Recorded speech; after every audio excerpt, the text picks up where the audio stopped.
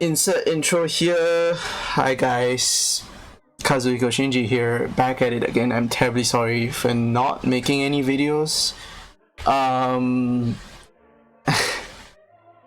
Yeah, it's a very awkward intro, but anyways, today is want to talk a bit on what I posted on Facebook a few minutes ago with regards to just another one of my many opinions. It's just an opinion, okay? You don't have to get so excited about it, you know.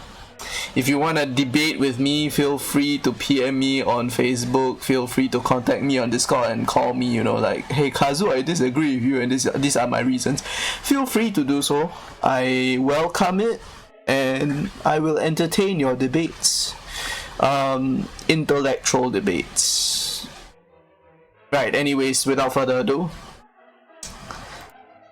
just to talk a bit on my opinion that I wish to share. I feel like it's a general thought of process that most people should have in their lives if possible, because I think it's a good positive kind of thought process to have. So basically what this is that I feel like you should think that it's not what people have that should define them, but how they behave around people, how they act around other people that should define them. So generally it's a behavior kind of thing, so let their behaviors determine who they are as a person and what it should mean to you, right? So personally, I feel that unless I am paid or I've been tasked to judge them, or if I am to work with these individuals, then I have no choice. You know, I'm put in a situation where I have to judge them, right? Then I will judge them, because if I don't, you know, if I have poor judgment of these people that I have to work with, or that I am asked or paid to do so, it might come back and haunt me. It might bite me in the ass. So yeah, when it comes to that, I have no choice but to judge them. But if not, I would best refrain. I would best try not to judge people, because I firmly believe that as a person who fucked up in my own life, I do not have the rights to judge other people. As mentioned in the Bible phrase John 8:7, let any man who has not sinned be the first one to throw the stone. So the context of this, right? The context of this Bible phrase is that a woman was found committing adultery, or she committed adultery. So back then, when you commit adultery, you get stoned to death by the villagers, right? They will stone you to death. So Jesus walked up and said, all right, you want to stone her? Go ahead. You know, I'm not going to give a shit, but let the first person to throw the stone, you know, be the person who has not done anything wrong in his life. So no one actually picked up the stone, because everyone, you know, did something wrong. So I feel like we can learn a lot from that, right? So following what this phrase preach, you know, I'm not a firm practitioner of what everything the Bible says, you know.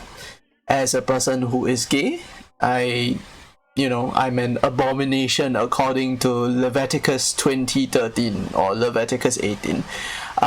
So yeah, I'm not exactly the best person to tell you everything about the Bible, but yes, I have studied the Bible before, because I am, after all, Catholic, so I had no choice but to study the Bible, because I had to, you know, graduate from Catholic school. But anyways, yeah, I strongly believe that some behaviors and practices in the Bible itself that can be adopted to real life situations because they generally teach us how to behave as human and not to judge one another, not to be inhumane towards another individual, because we are all living in the same earth. Why should we be unkind to one another? It's not the way to live, right? It's not a very peaceful way to live. There will come a day where you will need someone to help you, and that someone might be the person that you dislike or disagree with, you know, so try not to piss people off too much, because karma's a bitch, you know. It will come back to haunt you, it will come back to bite you. Yeah. For those of you out there, I know you, I see you, okay? For those of you Catholic fanatics, Christian fanatics, those people who are just activists, you know, actively going around oppressing people like me, gay, right? I see you, okay? Going around preaching your Leviticus 20:13, preaching your Leviticus 18. Let me just give you the same verses in the Bible that I picked out, right? For instance, John 8:7. You know, let the person who committed sin be the first one to smite me down. Have you done anything wrong in your life? If you haven't, you know, feel free to smite me. I'm ready for it. And what about Leviticus 20? Was it 20? No, 19. Leviticus 19:19.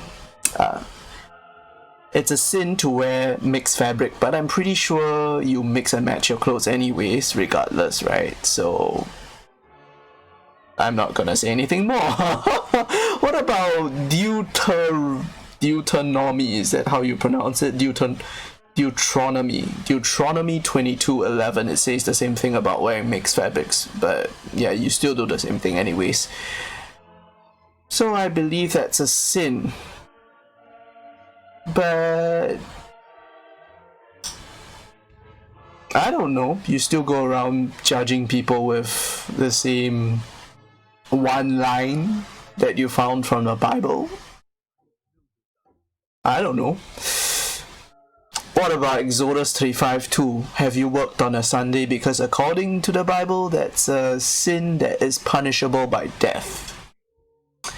Anyone who works on a Sunday should be put to death, according to the Bible. But boy, are we lucky that no one's practicing it. Anyways, that about sums up what I actually have to say. So if you guys still feel that you're entitled to punish or oppress gay individuals with Leviticus 20:13, then here and now I ask you, have you sinned? Because according to the Bible, you know, it's not